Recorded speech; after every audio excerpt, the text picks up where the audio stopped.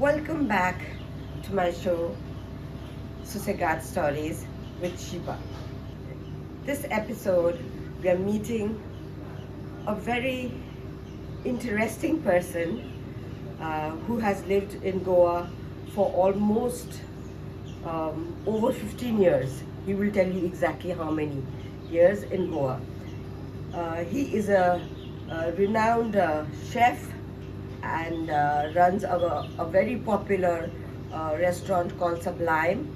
That apart, he comes from a very legendary family. His father, Jalal Agha, who doesn't know about him? We were all familiar with the song Mehbooba, Mehbooba. Remember that? Yes, he was there in that song, and Mughal Azam and many others. So today we will be talking to Jalal Agha's son, Christopher Saleem Agha Bee. So let's not waste any more time and let's go meet the man himself. Welcome to my show, Susegat Stories with Shiba, Chris. I'm very honored to have you as my guest today, and thank you so much. I know you have guests in the house, and then you've got the restaurant demands and making this little time for me. And all those voices in my head. Yes, all Let's not that. forget about all of those. Yes, all that. And thank you for wearing these velvet leopard. My velvet leopard shorts. Yeah, I wore them for you, shorts, yes. Shiva, because I figured you're from Nepal, you're from the forest, the jungle over there. Yeah. I thought maybe you'd see these patterns on Yeah. my legs and then sort of remind you of home, remind you of how home used to be a little bit. So that's why. Are you sick and tired of people coming to you and saying, you look so much like Jalal Agha, your father? No, I'm not sick and tired of that at all, because I look very much like him. So they're not Yes. trying to impress me or say something to me that is not true. Mm-hmm. I look very much like him, and Yes. most importantly, I am very much like him. Oh, really? I am. I'm very temperamental. I'm Mhm. very sensitive, like overly sensitive. Mhm. I'm a little bit moody, Yes, that I know. Yeah. of course. So just like you, Shiva, just like you and me are both a little moody. That's why we get along so well. That's why we get along so well. Okay. No, my dad is very much a part of me, Mm-hmm. and he passed away when I was 17 in 1995, and I was his best friend and he was my best friend the time that he died. We were extremely close, and so being reminded about how similar I am to him is actually a compliment. It's not irritating to me at all. Good to know that. Your father was a legend, a star, and so how was it growing up in a household like yours? Well, my father was, the moment he died in 1995 at the age of 49 years old, he was incredibly young. I'm 48 now. The moment he died, he was about to explode professionally. He was about to blow up on the Indian film scene. And he died right before that happened. So he was never really that famous. Of course, he made his first advertising debut was Amitabh Bachchan's first time in front of a camera. His first movie, my father's first directorial movie debut, was Nasiruddin Shah's first time doing a Bollywood film. Jagjit Singh and Chitra Singh did the score.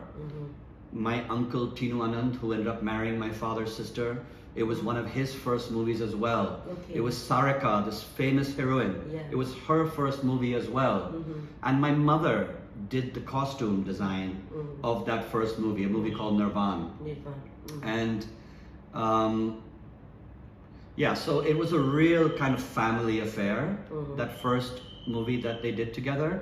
But yeah, my dad never was that famous. He was about to just blow up. Okay. He had multiple projects, everything was going so well, and then boom, he just died of a massive heart attack very quickly. To answer your question, how was it growing up in that type of household? How was it growing up in that type of environment? To be honest, I didn't grow up in that environment. I didn't grow up in that household because when I was 6 years old, my mother left my father and she took myself and my sister to the airport and flew to Munich and left and separated herself from India and took myself and my sister. And so myself and my sister, we grew up in Germany and America, and I kept coming back every year to be with my dad. So I never really grew up with him, which I really regret very much. And I know at some point, you know, I would have these beautiful holidays with my father during my summer holidays, and he would take me on these great big adventures in his gypsy, and you know, we'd sleep in palaces with Maharaja and Maharanis because he knew everybody. The Maharaja of Sindhia, for instance, the Maharaja of Jaipur, Udaipur. He was close to all of those families. And so every time I would come to India, I'd spend these 2 amazing months with him, traveling all around the country. And then I would go back to New York, or I'd go back to Frankfurt, or I'd go back to Munich. And I'd tell my mother, you know, I don't belong here, I belong in India with Papa. And she couldn't understand that, of course, because, you know, here we were in the West and we had a beautiful house and we had all these creature comforts. But I longed for him. And then when he passed away, I was 17 years old. I didn't want to lose touch with what he had put inside of me as a small boy, as a teenager, as a small boy. And therefore I decided to try my luck and see if I could move to India back again in honor of my father, to see if I could start a life here before I got married in Europe or in the States, before I would get into a job I couldn't leave. I thought, now's my chance, let me go and try it out. And that's how I ended up coming here initially the first time. Okay. Any memory or any incident that has stuck with you about your father? I mean, there are many incidents and many memories. I guess one memory, I guess a little bit of a negative memory, but it's something that still really I think about on a fairly regular basis, was that, you know, we never ever argued or fought, ever. Maybe it's because, you know, whenever I was with him, it was only for 2 months at a time. So we had lots of catching up to do, and there was so much adventure and shikar and this and that, and it was just like crazy time with him that we were so busy with things that were going on that we never argued or never fought. I fought a lot with my mom though. I had a really tough relationship with my mother because of course I was really my father's son.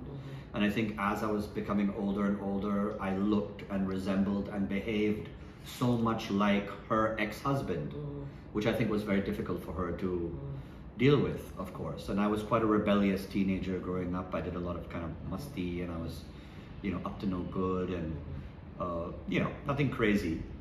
I wasn't like stealing cars or anything, you know, but it was tough with mom, always very tough with mom. But basically my memory with my father was one time we did have a fight. One time we had a fight in all my relationship with him. And I remember that so well. You know, I think I was giving him some attitude, and, you know, he shouted at me for the very first time ever. And I went to my room and he was in his room, and we were both, you know, just 10 meters apart, but both of our doors were closed. That had never happened before. Our doors were always open. And that was the first time we really had a father-son argument and a disagreement. And it lasted about 2 hours or so. We were both in our rooms. And then I, you know, sucked up my ego and went to his room.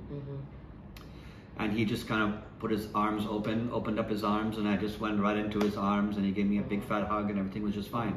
And, you know, my point here is that even though we did have this, you know, one time where things were a little bit, it sort of ended in a very beautiful way, in a very kind of respectful way. And the arguments always in Germany or in the States with my mom and my second father were the complete other side of the spectrum. They were incredibly dramatic. There was a lot of screaming, there was a lot of shouting, there was a lot of throwing things across the room.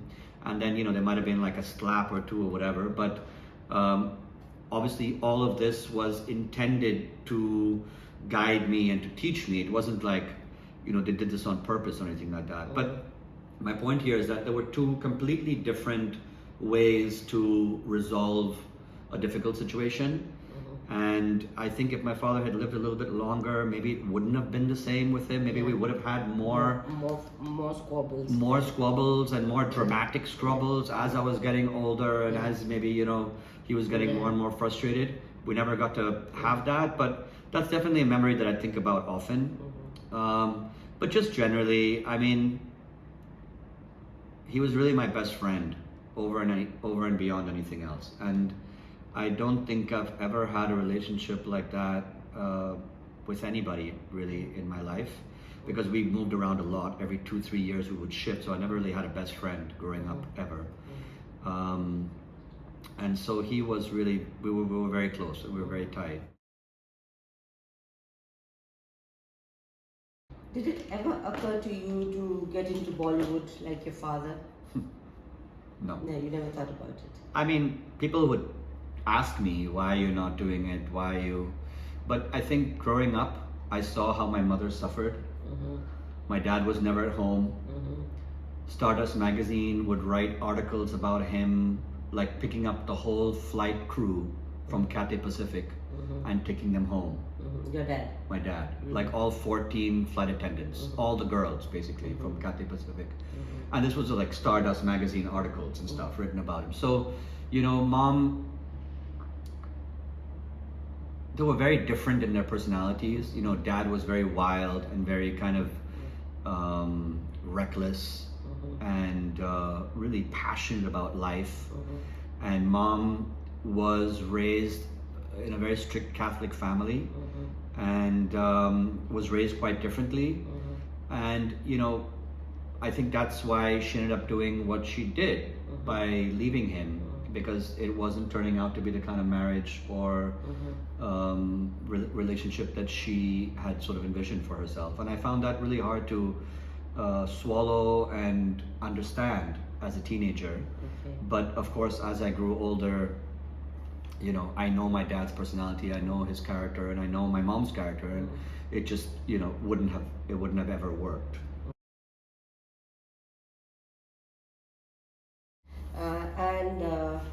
What made you think that I should get into the culinary industry? Did you show some talents, or did you aspire looking at somebody in the family cooking? How did it come to you? I mean, really, that's quite a crazy story actually, because I was in a state of almost like, I felt very abandoned by everybody. My father had passed away about, let's say, 2 months prior. And I went for his funeral in Bombay. And I then left back to Kodi school in Tamil Nadu, where I was studying at the time. And I got in trouble in that school. And it was the third time that I got in trouble in Kodi school. And so 3 days after I came back from my father's death, probably 10 days after he died, I was asked to leave from school. Yeah, I was asked to leave. I wasn't kicked out, I was asked to leave. It's a little bit different. And so I left. My mother and my second father were very upset and very frustrated, because of course it's a very expensive school they were paying for, and I kept kind of getting into trouble, making mistakes and messing up. I didn't do anything like crazy. Again, I wasn't stealing any cars or anything like that. I just was a teenager, and I wanted to do things to entertain myself and my colleagues and my peers. So the third time when I was asked to leave, my mother and my second father, they put me into this kind of what was called Montverde Academy. It was a kind of an academy school in the middle of Florida, like in the middle of nowhere in Florida. I spent about a month there, 2 months there. And then I called them up and I said, listen, I need to get out of here. Everybody around me is 6 foot. I'm just 5.5 at the time or something. I was just a tiny little Indian kid, scrawny, and I didn't belong there. And so I called my parents and I said, please get me the hell out of here. I'll do anything you want, you know, please. And they said, no, you're out of control. You need to become a man. You're, you know, we don't know what to do with you. You're gonna end up in jail, you know, when you grow up. And so we're gonna put you in the school so you can learn how to be responsible. And shortly after arriving to that school, and when I called my parents 2 months later, they didn't want to help out, and so I left. I basically left that school, and I moved, continued further down to southwest Florida, a place called Fort Myers, and I was basically living a little on the street, a little in homeless shelters, and a little with a distant step auntie of mine, you know, who was related to she was like a step aunt of my stepfather. So she was like a step aunt to me. But she took me in. Yeah. And she was an ex-nun, an ex-Jehovah's Witness nun. So a little bit kind of, you know, up there. And it was there, without a high school degree, that I knew I had to find a way to earn a living or to just get a job, something. And so these people at the homeless shelter were pushing me to get my GED exam, which is a high school equivalency exam. I did the GED, I passed. I started to apply to anyone, UPS, Amazon, anyone who would hire me in the distribution warehouses to do like the graveyard shift at 11 at night. You start and you finish at like 8 a.m. in the morning, and you just scan these parcels like a million at a time that are going down this conveyor belt, and it was easy money. I did that for a little bit, and then one day a restaurant called me in Cape Coral, Fort Myers, Florida, a restaurant by the name of the Matlacha Oyster House, seafood restaurant, all deep fried, horrible stuff, you know, everything breadcrumbs, everything deep fried. But they called me and I got a job as a busboy, somebody to clean tables. I did that for like 2 months, and then one day the chef of the restaurant was like, look, 2 of my staff didn't show up. I need help in the kitchen. Can you come and help me? And I was like, no way am I going in there. And he said, we'll pay you $2 more an hour. At that time I was earning $4. This is 1996. Okay, 1996, Cape Coral, Fort Myers, Florida, $4 an hour. That was minimum wage that time. I was earning $4 an hour. And the chef said, I'll pay you 2 more. He was offering me $6 an hour to come in the kitchen to help him. So I said, fuck it, let's go. I went in there. I loved it. Why? Because we were all lost brothers. We were a bunch of guys who all were abandoned or homeless, and we found a brotherhood, you know? And that's what I love about the kitchen, is no matter where you're from or what background you are, we're all the same, and everybody's got your back, you know?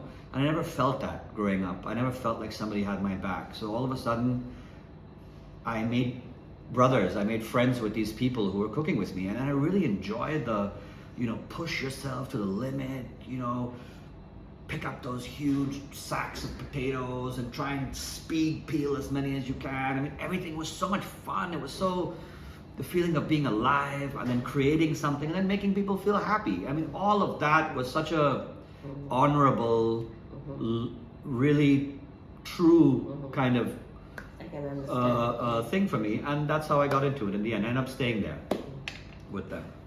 What brought you to Goa, Chris? Was it instinct, escape from something, or was it planned, or was it just destiny?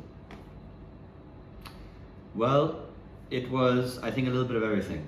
As things turn out in life, it's always a little mix of everything. I believe that it was a little bit of destiny. I think it was a bit of luck. It was a bit of, you know, the right time at the right place. It was a little bit of having a vision. It wasn't escape from the West. The life outside. So I moved here from California, a beautiful place in California, actually one of the most beautiful places in the world, a place called Santa Barbara. Maybe one of the most beautiful places in the world. Anybody who's been there will know that. And I moved here actually with a job. I didn't just come to like party and then figure out my future. I came here with a job, and I came in with a job to be the head chef of a small boutique hotel called Nalaya, which was in Arpora and still remains in Arpora. It's still functional today. Back in the day, it was like, I think the late 80s and during the 90s, it was like one of India's most premier luxury boutique hotels. Yeah. And I dated the owner's daughter.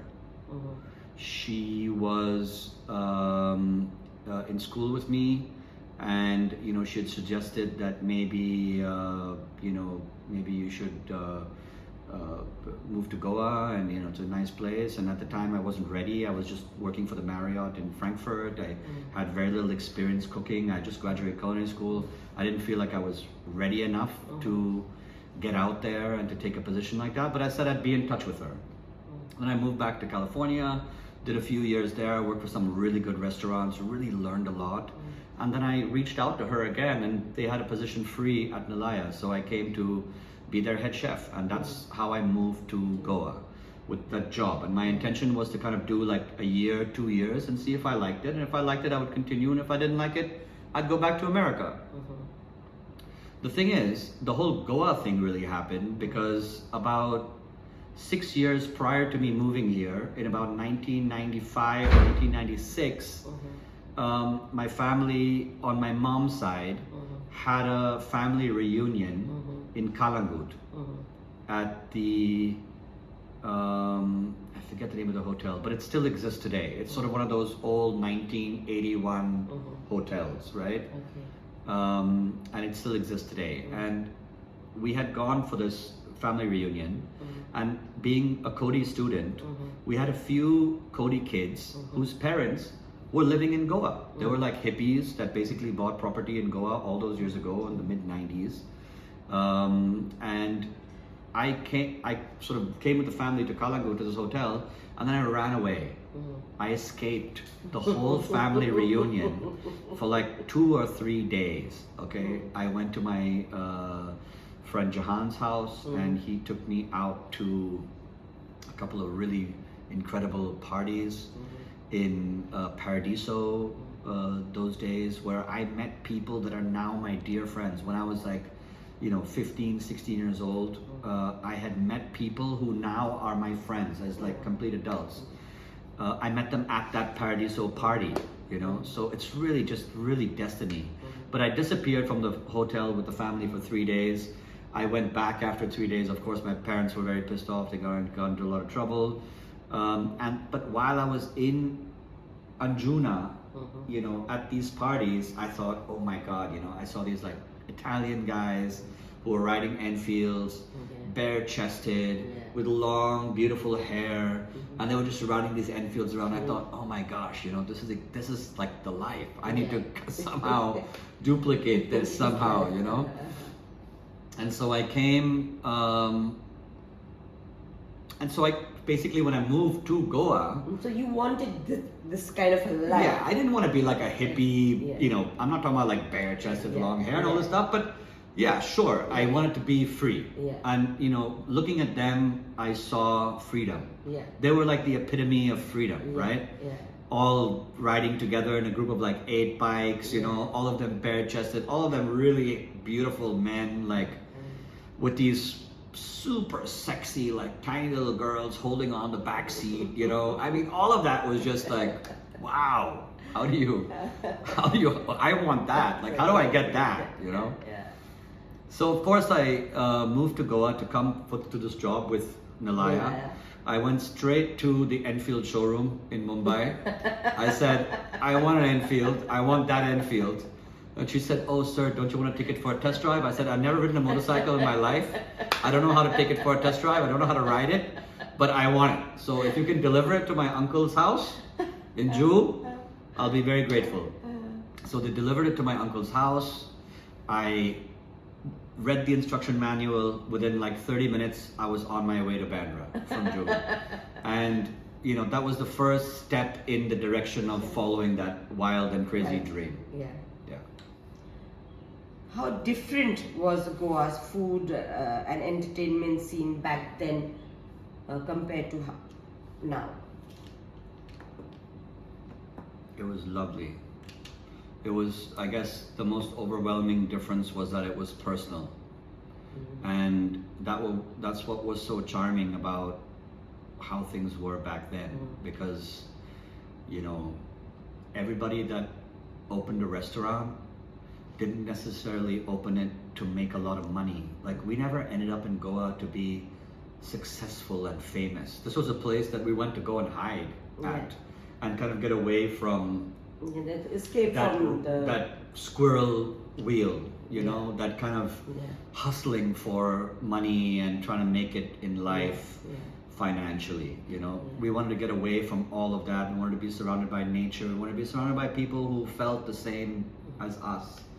And so those who are running restaurants, I can name a few: J&A's, Jamshed and Aisha, Lila Cafe, Ingo and Elizabeth, the La Plage crew, which didn't have La Plage at the time. They were running Le Restaurant Français, which was the French restaurant, aka the Milky Way, which was in the Baga River, Morgan, Serge and Florence.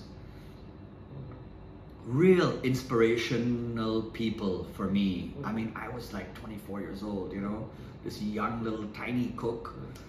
I mean, I would meet Morgan in the fish market every day in Kalangut. We would buy our fish from Carmen, the same fish lady who was selling it to us. And I would just look at Morgan and be like, man, this guy is like my absolute hero, you know? How can I somehow follow in his footsteps so respectfully and honorably to kind of provide great, creative, ingredient-driven food to the public at a very reasonable rate, and, you know, stuff that you'd pay like 30-40 euros for in the West, we were selling those days for like 550 rupees, you know, our main courses were costing. So we really wanted to give the public something. You're talking about Sublime in Morjim? No. The very first Sublime was actually in Kalangut. Okay. And that's how I bumped into Morgan all the time, because they were in Baga and they would go shopping at the Kalangut fish market. Okay. And I was in Kalangut. So I'm a bit confused here. So after you start, how long did you work for Nilaya? About a year and a half. And you decided to start your own restaurant after that? Shortly after that, I decided to start my own restaurant.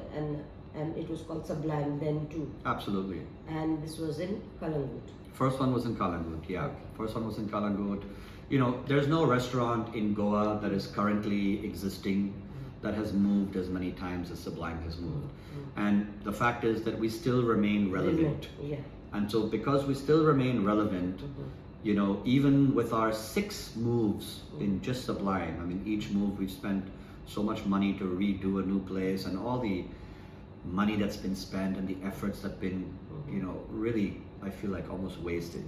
But it was a great journey. It really taught me a lot. But Kalangut was the first location, then the Baga River, then Anjuna, then Nagoa Saligao, then Morjim, and from Morjim we moved to Asagao, where we currently are.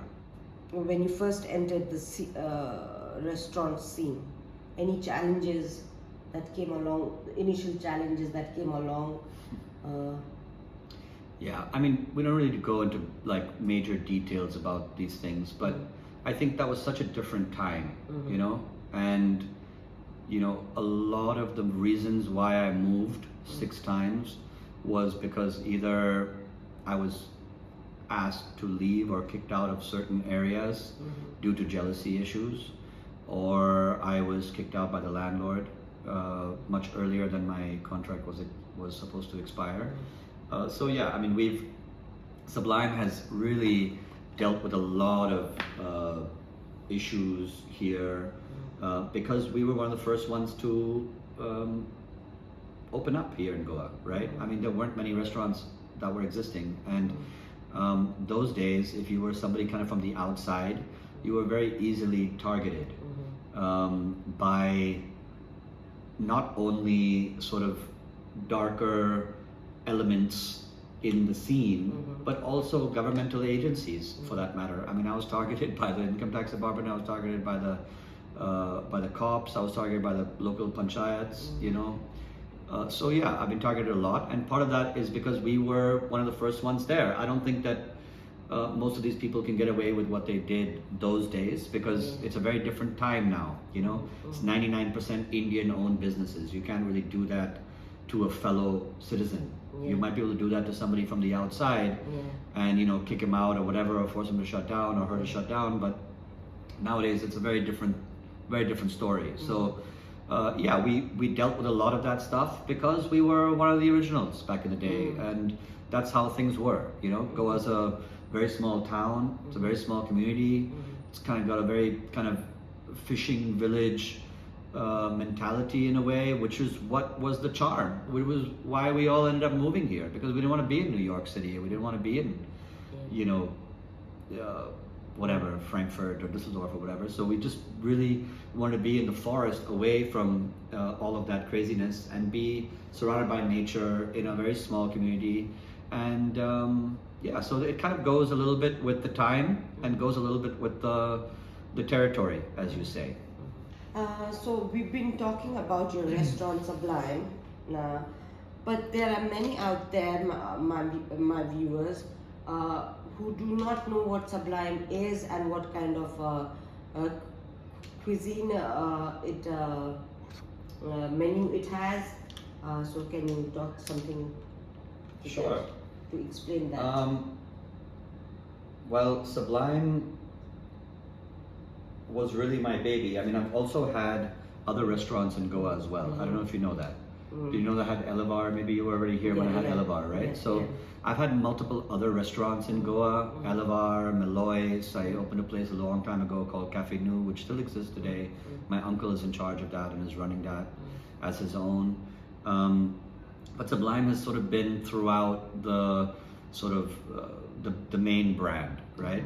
And the idea behind Sublime was really to be able to provide great quality food at an affordable price, and hopefully through that quality. And you know, when we first started in Kalangut, it was more of a kind of sandwich, salad, pasta type of thing. And as the years kind of progressed, we became more and more into that sort of fine dining range, right? So our food start to become much more ingredient driven, and this is where I try and push what Sublime is. It's basically an ingredient driven kitchen, which means that we take a lot of pride and effort in sourcing particular ingredients from certain farms or certain you know, breeders, butcheries, whatever, throughout the country. And we have things on the menu that really I've never seen anywhere in India really before. So much like, for instance, hearts of palm. You know, we use a lot of that. We source out, you know, all kinds of mushrooms from specialty mushroom growers. Our salads are sourced from a hydroponic farm, and so everything is very crispy, very crunchy, very beautiful looking, and of course very tasty as well. But the food is really stuff that I really enjoy eating. I don't really want to use the word fusion because I've learned to hate that word now, because it really puts you in that kind of box.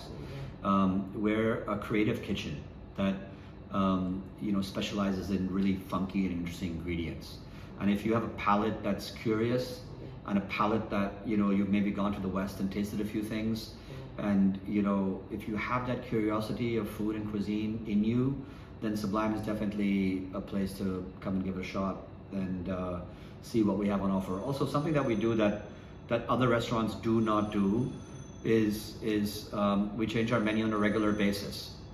We change our menu 3 to 4 times a year, which is tremendous amounts of work, and also tremendous amounts of effort, but also provides a very creative, and the menu is changing all the time, so it keeps things interesting for our guests, keeps things interesting for our customers, and it keeps our cooks on their toes. So Chris, every restaurant here has a nightmare story. What's yours? Every restaurateur has a nightmare story. I do have a nightmare story also. I'll tell you what my nightmare story is. It's basically the thing, I grew up in the West, right? Between Germany and India. I mean, Germany and America. And I kept coming back every summer to be with my dad for 2 months, 2.5 months or whatever. And I know that there's, things in the West that happen that are maybe out of your control. But there are things that happen in India that are much more out of your control. And I've been a complete victim, I feel like, of that. And so my greatest fear, and this is only a fear because I've seen it happen in front of me with other people. So I know it exists, and you and me, and we all know that this kind of thing takes place here. But basically, my fear is here. Sublime is now 24 years old. We've been, had a lot of ups and downs. We've moved location many times, blah, blah, blah. But at any given point, anybody who wants to just come in between and shut you down can pull some kind of thing from God knows where, and they have some connection somewhere, or they have some jealousy in their mind and they pay extra money to whoever to kind of cause problems. That's really my biggest fear, is that random people or a random person at any given moment can basically come into your 24-year running operation and just cause so much trouble that they can shut you down permanently, temporarily, whatever it is. That really can happen in the West, really. I mean, you have to do something really bad for a government department to come in and shut you down. The way I look at things in the kitchen is that there's never any mistakes and there's never any nightmare. No, but there is sometimes, that... Yeah, there are tense moments. There are tense moments where there's a lot of crowd. Absolutely. People are asking for what they wanted. Sometimes people return things saying, I don't know. Sure, saying it's horrible. How could you put this on a plate? Yeah. And then they give me like a 1-star review. They say, the dog is great, but the owner is terrible. Things like that, on a 1-star review. I mean, it happens. The truth is, all of that, what happens in the kitchen, all that stress, all that tension, all that not getting ingredients on time, you have things on the menu, but the fish doesn't arrive, but that doesn't happen, whatever. All of these are part of the job.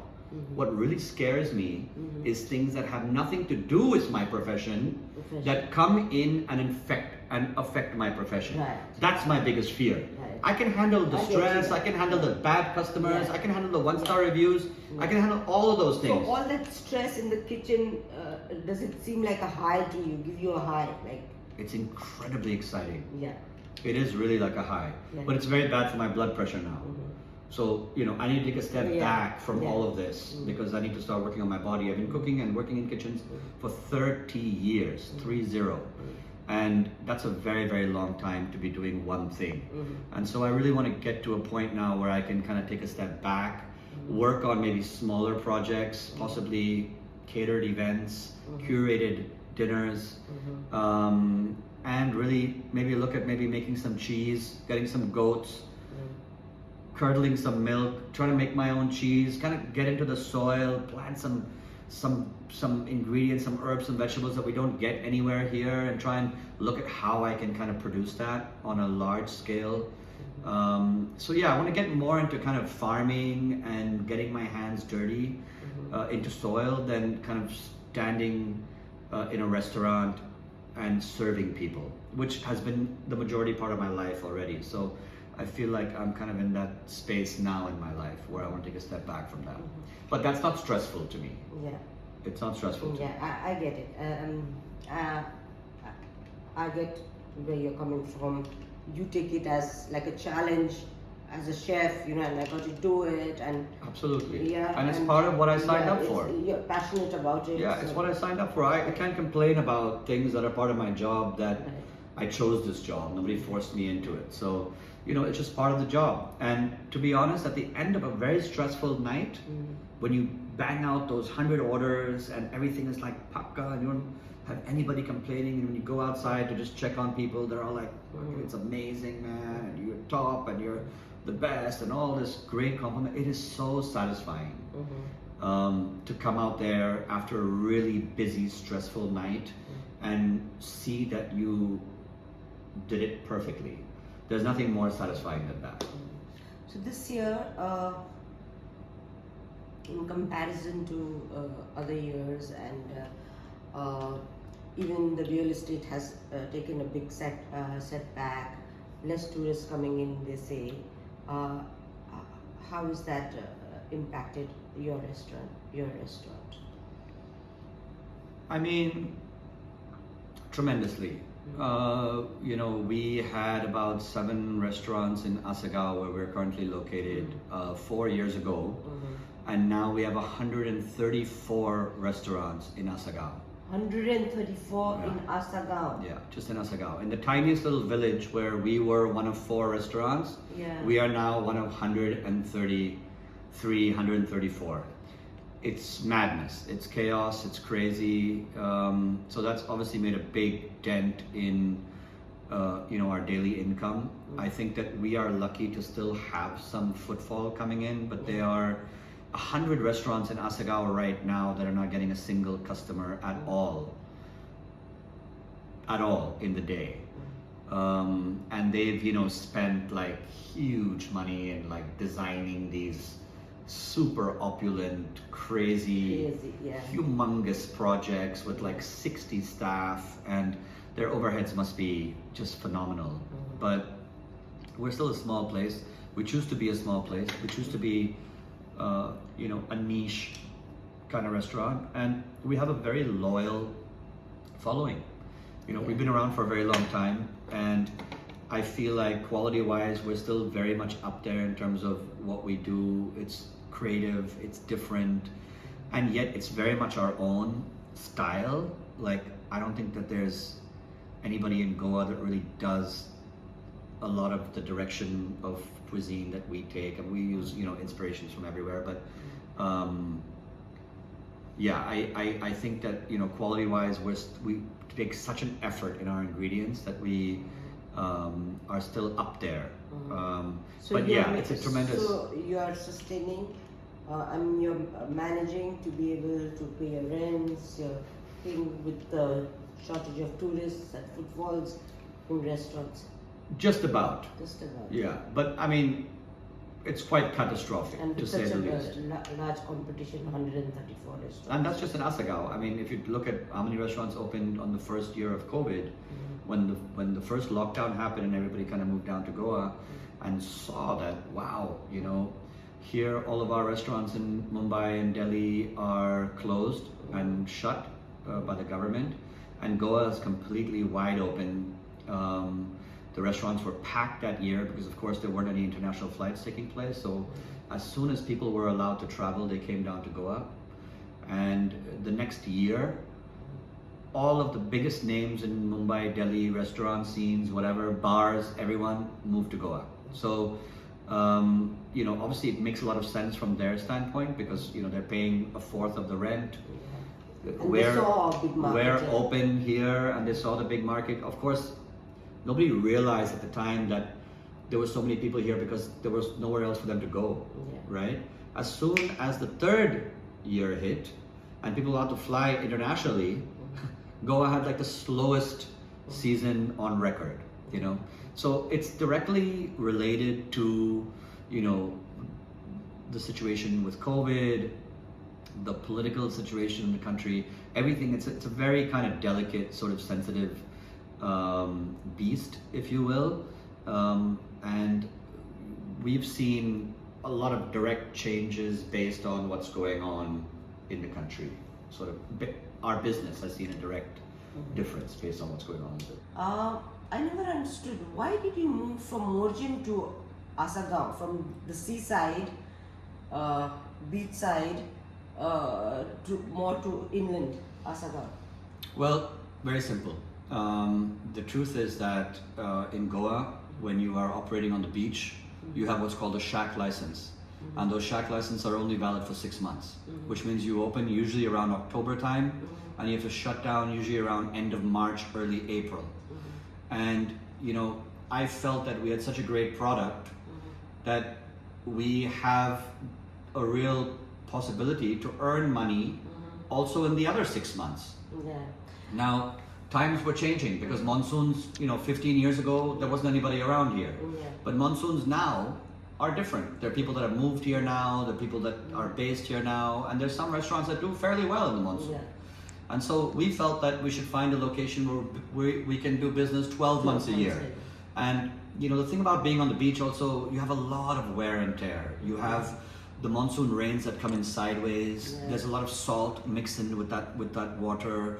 It's very corrosive for electrical wires, for speaker systems, amplifiers, whatever, all that high-tech stuff really gets very damaged, laptops and all those things. So I felt like having to rebuild everything every single year, then disassemble everything and keep it in storage, rebuild everything again.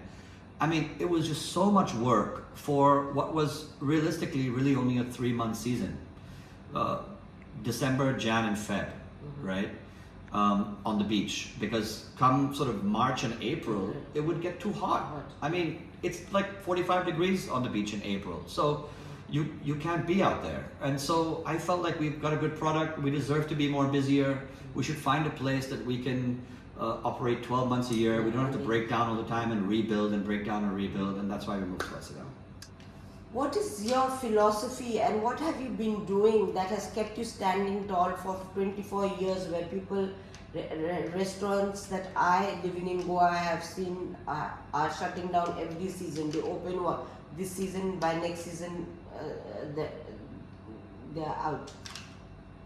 I think coming into Goa now and opening a restaurant bar is much more difficult than it was in 2001, 2002 when I opened Sublime. So we didn't have a lot of competition then. There weren't a lot of people there. It was kind of fairly easy, or significantly easier than now, to situate yourself and to kind of make a kind of niche for yourself and a name for yourself, right? Much more difficult now, of course.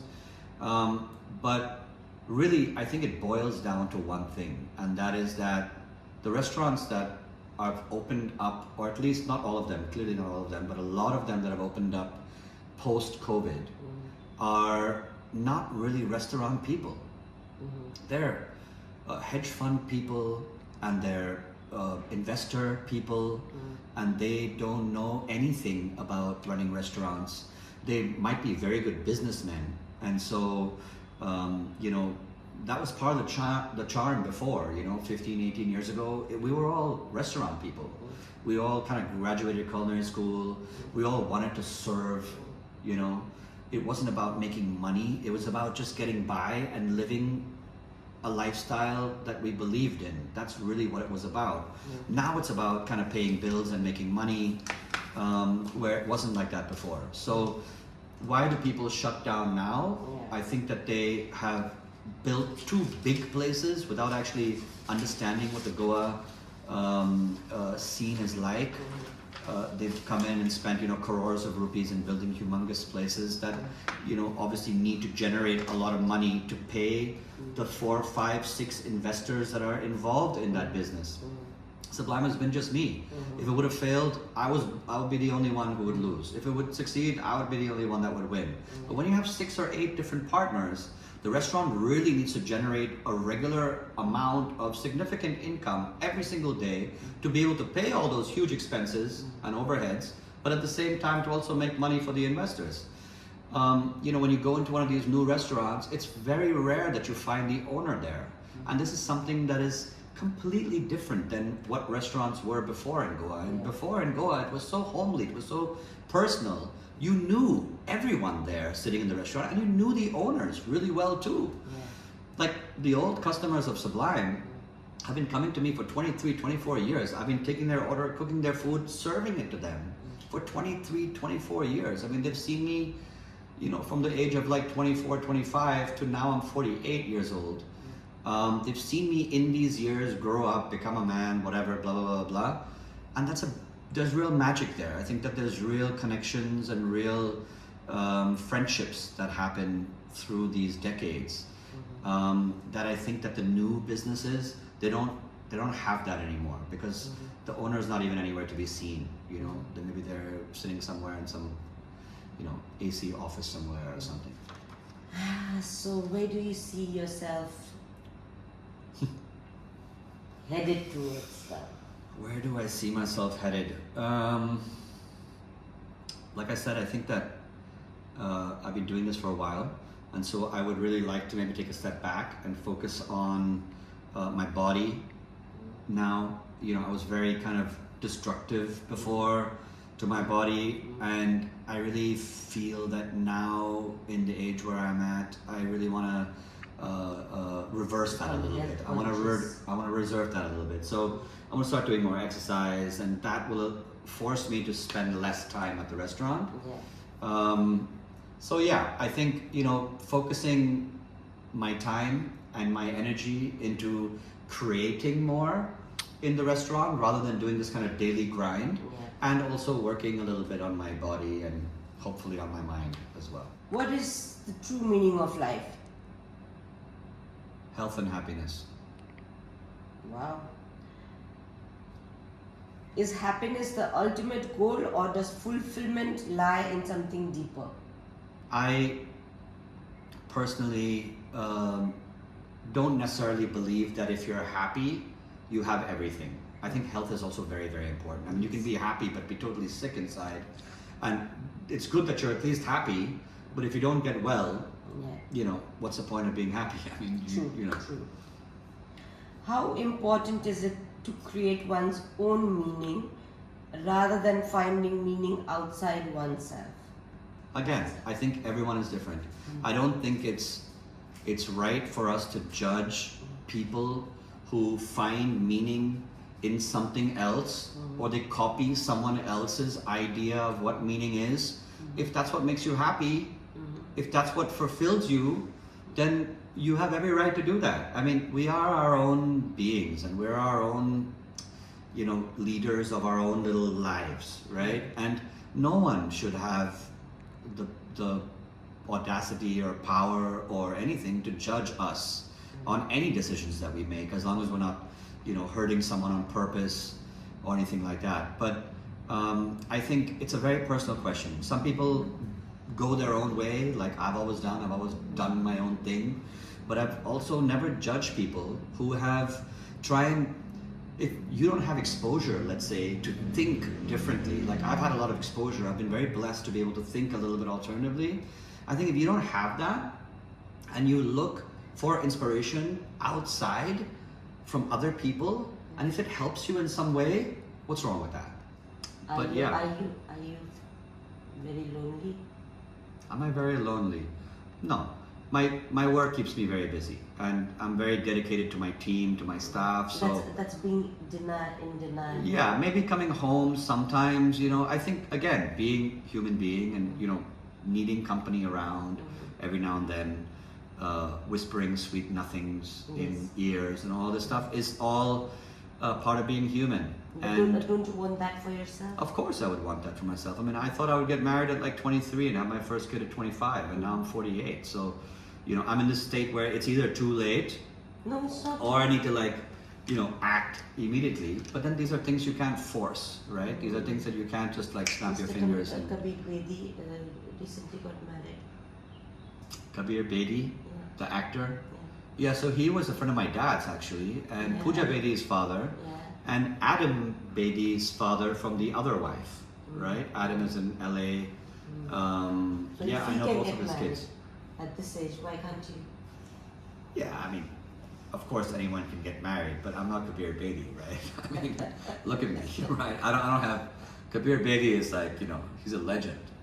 Absolute legend. So you are a legend by yourself. Well, in a small way, maybe in my own little small way, possibly in my own little small mind, possibly. You do it better than many. Well, clearly my time is still coming. That whole thing hasn't happened yet. I was never married before, never had any kids, but hopefully I shall be so blessed one day. Chris, how do the experiences of love or connection change our understanding of what matters? Some things happened with my ex-girlfriend that I kind of reacted emotionally, because I was dealing with all this bent up stuff I'd suppressed and stuff as a kid. And I remember doing one or two things that was such a release for me that I'd never done to anyone before, to any of my partners, any of my past relationships. never to any of my families, like I never showed weakness. I never showed, you know, like I was lost. I always had to be like the tough guy because I was always alone. I was never really at home. I was always in boarding school or, you know, kind of alone in Southwest Florida at that time when I started cooking. So I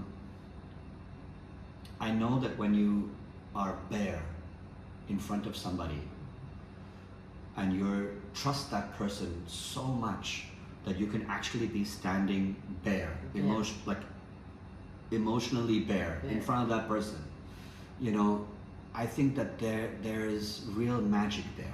I think that there's real beauty there. I think that, you know, when two people can just be bare in front of each other, I think that there's so much trust that you don't have any walls built up. It's just, you know, I think that how does that affect you? I think that that would affect you in tremendous ways.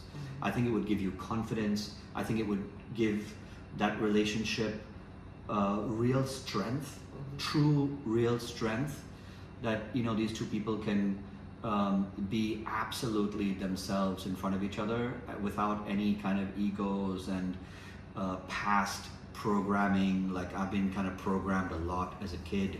This is what's right, that's what's wrong, all of that kind of stuff.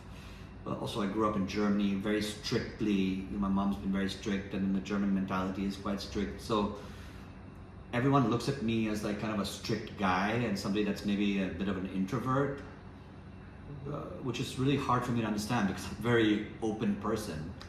And I wear my emotions on my sleeve. So if I'm upset, people are gonna know right away something's up. You know, he's not in a good mood today. And if I'm happy, the whole room will know that I'm happy. And all of this was exactly like my father as well. I mean, Jalal as well. I mean, you could see it on his face if he was happy, excited, sad, whatever. So yeah, I mean, being open and bare in front of your partner, I think allows you to be your true self. And how does that change you as a human being? I think it only changes you for the better. It has to. Yeah.